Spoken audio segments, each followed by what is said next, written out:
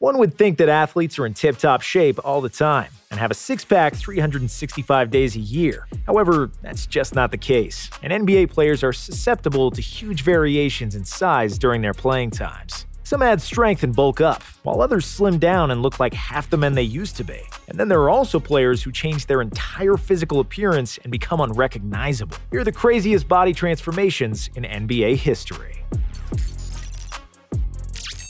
Marc Gasol. Body-wise, Marc Gasol is of similar ilk as Kevin Love, and they resembled each other a lot in their high school days. Marc went to high school in Memphis, where he transferred from Barcelona after his brother Pau was drafted by the Grizzlies in the 2001 NBA draft. He didn't speak English very well and was struggling to adjust to the American lifestyle. What Marc liked the most about America was food. Junk food, to be more precise. Fast food chains were cheap, delicious, and easily available, which was not a winning combination for a hungry 7-foot Spaniard. The pounds were piling on his body, which is why he was given a nickname, Big Burrito. Although he had the height and skill, being overweight and lacking athleticism reduced his chances of getting a college offer, so he returned to Europe. Marc started his NBA career in Memphis at the age of 23 as a package deal in his brother's infamous trade to the Lakers. Like Kevin Love, rookie Gasol still had plenty of bootay to throw around in the post, and he showed that he is talented enough to play. Marc worked hard. He'd cut out red meat, sugar, and junk food, and he soon had the body to go with the talent. He trimmed down to 240 pounds and was now mobile enough to excel on both ends of the floor, highlighted with the Defensive Man of the Year award in 2013. With the NBA championship with the Raptors, decorated NBA, and European resume, Marc will follow his brother Pau to the Hall of Fame when his career is over. Steven Adams. Steven Adams' transformation would make a great time-lapse video if we compared the photos from his rookie year to now. Drafted in 2012, Adams came wide-eyed to the NBA, clean-shaven, and with a neat haircut to match. Next year, his locks got a bit longer, and then a bit longer in his third season. Soon enough, the OKC center looked nothing alike his rookie 1.0 version. Beard and long hair became omnipresent, and were also accompanied by a tribal sleeve tattoo. With a new look and a few extra pounds of added muscle, the 7-foot Kiwi started to look like one of the most intimidating guys in the NBA. Looks can be deceiving, and Steven Adams is extremely well-natured, and is viewed as one of the nicest guys in the league. However, he is still one of the hardest screen setters in the NBA, and he will be a bully for a rebound. But then, he will also help a player get up, say sorry mate, and continue to do his job as if nothing happened. Giannis Antetokounmpo.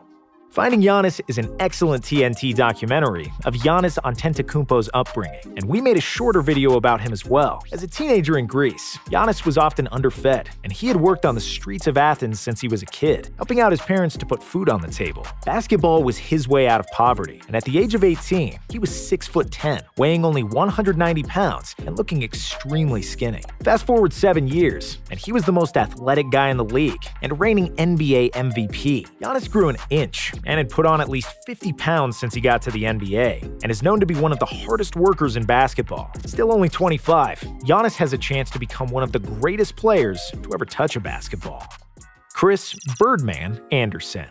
Birdman. If someone didn't know who Birdman was, I would tell them that Chris Andersen, aka the Birdman, is one of the most colorful guys in NBA history. It's not that he has a really big personality and talked a lot with the media. He was literally the guy with the most colorful and well-known tattoos ever. Bird is most known for his time with the Nuggets and the Heat, and was one of the most recognizable players in the league, despite only being a role player. As a rookie, he came in with only a handful of tats, including a basketball player making a dunk on his right arm. Soon enough, Andersen was running out of skin to add new tattoos, and had even painted his whole neck with the famous Free Bird letters painted in various colors. Kevin Love.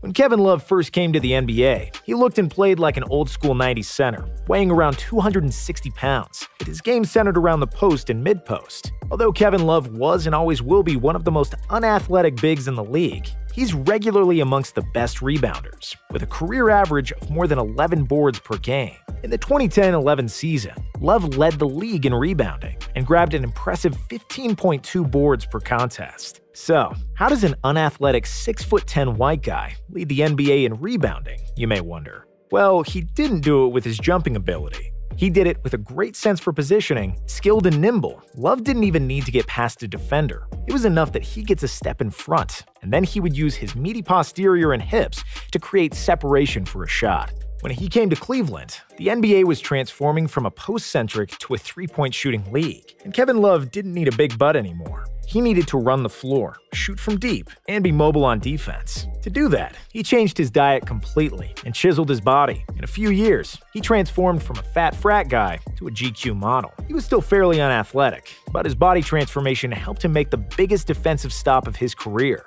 and push Cleveland to their first championship in 52 years. Joel Embiid. When Joel Embiid was eating burgers on the bench before the game, the public was divided. Should he eat something more healthy? Or is it alright because he is such a huge guy who burns tons of calories? The truth was somewhere in between. And there was no problem for Joel to eat hamburgers because he's a tall, muscular guy who spends north of 4,000 calories on game day. Still, Joel hasn't always been in the best shape and could benefit from shedding a few pounds. It's a 180-degree turn from his teenage years when he just started playing basketball. At the age of 16, Embiid was looking nothing like his present bulky self, and he had struggled to gain weight. It took a while for Joel to fill up his 7-foot frame and an enormous 7'5" wingspan. However, with a lot of time in the weight room and fast food restaurants, Embiid got swole and is now one of the most powerful players in the league, who often bullies smaller players with sheer size and strength. Shaquille O'Neal. There were a lot of big guys in the NBA, and then there was Shaq. There have been taller, more athletic, and heavier players than him, but nobody combined those three attributes as the Big Diesel did. Standing at 7'1" and weighing more than 350 pounds, Shaq was the most destructive force the NBA has ever seen. However, it didn't all start that way. O'Neal came into the league as a lean center who could run the floor. He weighed 290 pounds as a rookie, and in his prime, he was pushing 340. In his later years, he ballooned up to almost 400 pounds, which took a toll on his knees and feet. If he started to lose weight after the three-peat with the Lakers, he could have been even more dominant, and maybe could have even won more titles with gaudier stats. However, it's hard to say something bad about his career, as he is, without a doubt, one of the 15 best players who ever played the game. James Harden. James Harden was chubby and unathletic as a child, and he didn't have much stamina because he suffered from asthma. He blossomed as a high school junior, grew to 6'5", shed a few pounds, and started transforming into a player we all know today. James was one of the most skilled players on the college level, but still could cut some weight and improve his body. During his college days, he also started growing his beard, and once it grew, it never went away, and it ultimately became his trademark. When he got to the league, Harden changed his diet and started going to the gym religiously. He went from a no-pack into a six-pack, and now James is a sturdy 225-pound guard who became one of the fittest players in the league. He's a historically great scorer and has made strides on defense too, with a robust frame that allows him to be one of the best post defenders at his position. Dennis Rodman. Dennis Rodman was relatively short growing up, but then an unexpected growth spurt turned him into an agile and strong 6'7" forward, with a tireless motor for defense and getting rebounds. He came to the NBA at the age of 25, and back then, his hair was always black, and his skin was tattoo-free. During the bad boy Pistons era, Rodman was good. Ironically, when his time in Detroit ended, he turned into a bad boy and started to significantly change his appearance. In the 90s, he became one of the most controversial NBA players and gained fame and notoriety for his tattoos, piercings, hairstyles, fashion, and lifestyle. Apart from being the best rebounder who ever played, he lived and partied like a rock star, got married to himself, and wrestled before a playoff game. Rodman transcended basketball and pushed the limits of how a professional athlete should look and behave. One of a kind, he truly was Dennis the Menace. Aron Baynes. Aron Baynes is a 33-year-old center for the Phoenix Suns, who completely transformed his game and became one of the most reliable three-point shooters at his position. It's not only his game that transformed, the Aussie center also completely changed with time. When he got drafted by the Spurs in 2013, he looked like a young high school math teacher, clean-shaven, with short hair and kind eyes. Battling 7-footers for a living, Harden Baynes, and the look in his eyes is much meaner now. He also grew a lengthy ginger beard to go along with a mohawk man bun combo on the top of his head.